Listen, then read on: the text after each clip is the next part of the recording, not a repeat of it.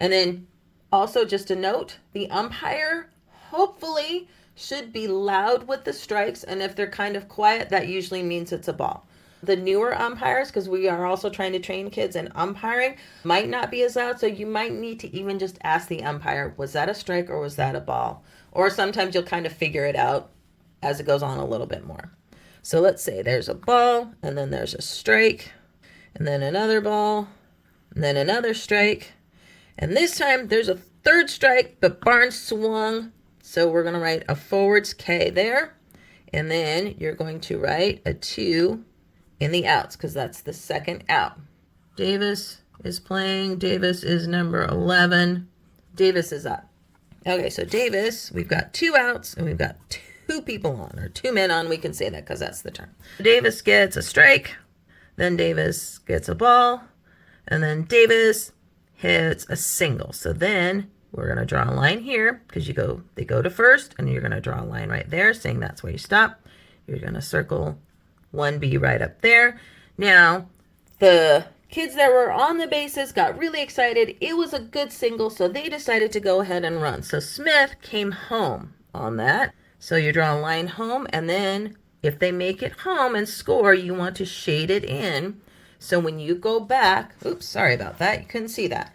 So anyway, I drew the line all the way down, and then you want to shade it in. So when you go back and look, you know that that is one scored, okay? Harris also decided to run. So Harris is now on third, and then we'll draw our line there. So we've got 2 outs, 1 on first and 1 on third. We have our next batter up, and that batter is going to be Edwards. And that batter is number 10. Okay, so our next batter is up, and Edwards gets a strike, and then a ball, and then Edwards has a hit. But let's say Edwards gets a hit, but it gets caught. So Edwards gets a third out, and nothing is drawn on there, and we've got 2 people left on. So this is the end of our inning. You can mark it if you want who caught the ball. I usually do it now because that way I know for sure like how the out was made. And this is where these, all right, I'll flip it over here, come in. You can write how the out was made. The main ones I usually worry about are fly out, and then sometimes I'll put fielder's choice, because fielder's choice means there's a couple kids on base, and whoever gets the ball has the option of getting several different outs. So this is where you have those 2. And then I'll go back to where we were. And I'm going to say it was a fly out. You can write F for fly out. You can just put that there. And like I said, I do that because it just helps me know that, yes, there was an out, and that's what it was. Now, you can also put who made that catch. So this is where you would want to know your numbers. So let's say it was second base that caught it. If you feel like it, not necessary, you can put the 4 there.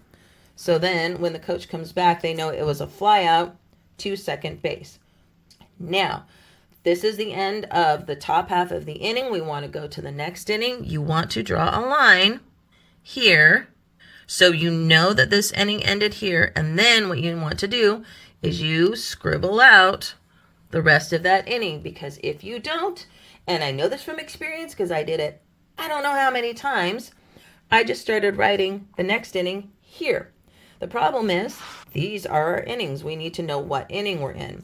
So what you will do is when you come back over to this team and when they're up to bat again, you will start here for the second inning. So you'll start marking stuff here and you will have your batter listed there, whoever is next up. I'm actually going to go back and show you a couple different things. Let's say Edwards did get a hit, but it wasn't a flyout. It was a grounder. Edwards got a hit and it went to second base again.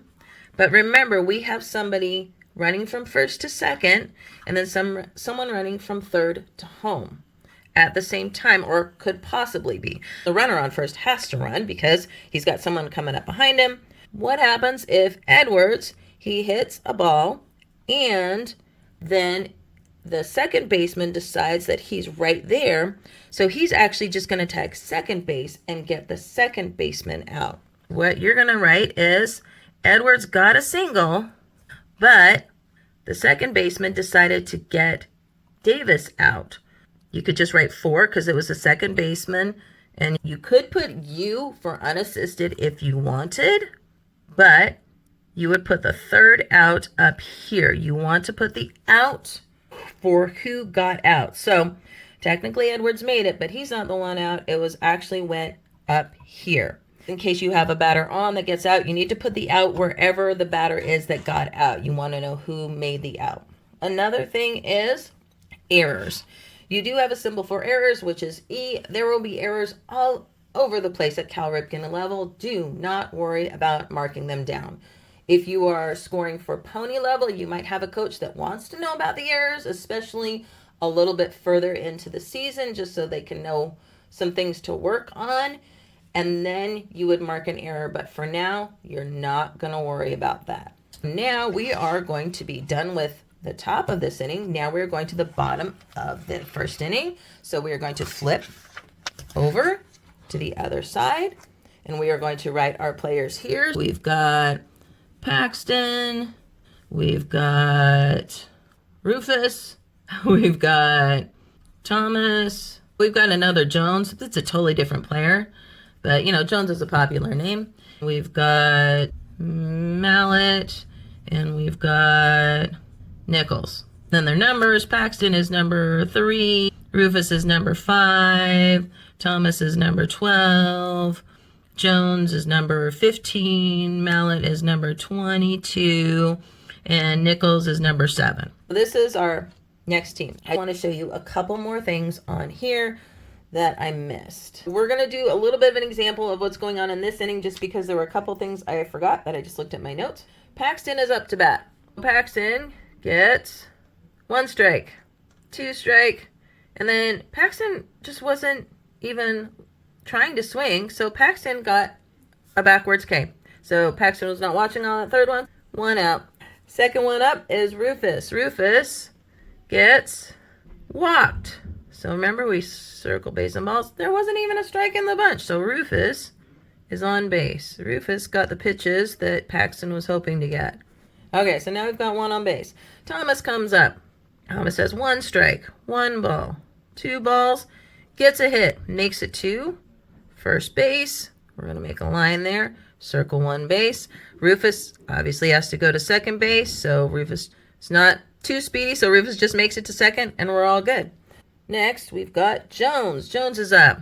Jones gets 1 strike, 1 ball, and then hits a bomb out into outfield and makes it all the way to third base. Woohoo! Good job, Jones. Circle 3B for triple. And then, obviously, the other runners had to come in. So Rufuss came in on that one. You can make a line here if you want. And then we're going to shade it in, because remember, when they score.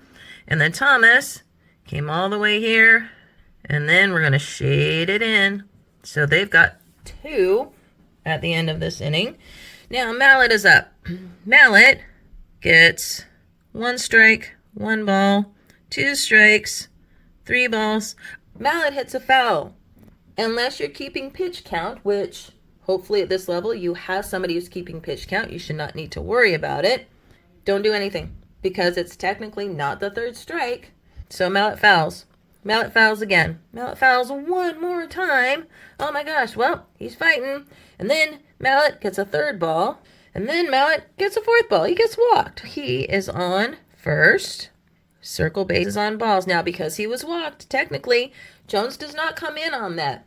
Jones might be speedy and try and steal, but that catcher had the ball right there. Jones is going to stay on base, and he's not going to even try to steal because he knows he'll be out. And now we've got 1 on first, 1 on third.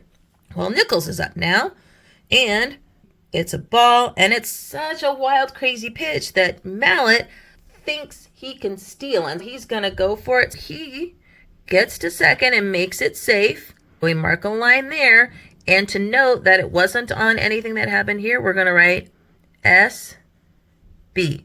That's a stolen base. You will have time to mark that down. That one we want to keep track of just for it to make a little bit more sense. We've got one on second and one on third. And then Nichols gets a strike. And then Nichols gets another strike. Uh-oh, Nichols isn't doing so good here. And then Jones decides that there's another crazy pitch coming in. It's a wild pitch, so it's a ball. So Jones decides he's going to go for it and try and go home. Oh, but he got caught, so this is actually a second out, and he didn't make it home.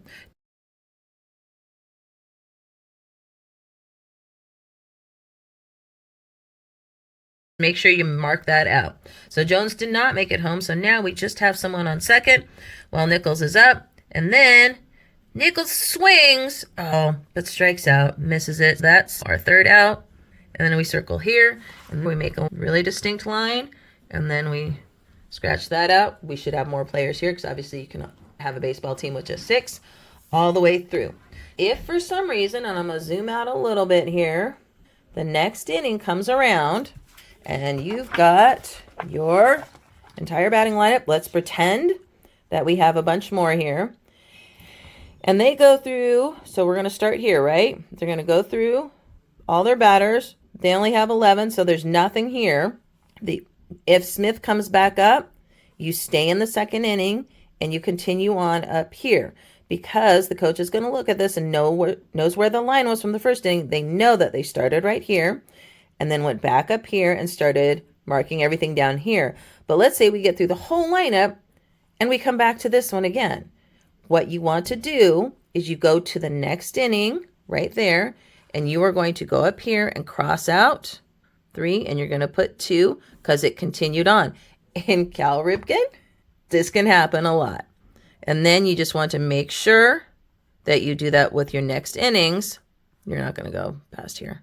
So the coach goes back and knows this will now be your third inning, and this will be your fourth. One more thing. Back here, we're going to go back to the bottom of this inning. And remember how we could mark here?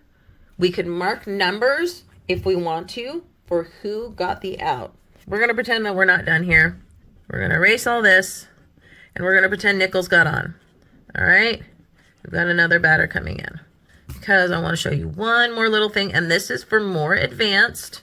This is if you've been keeping book for a while or you're up and pony. We've got Owen on this, and Owen is number 8. Nichols got on. Let's say Nichols got a hit and got a single right there. Okay? So now we've got Owen coming up.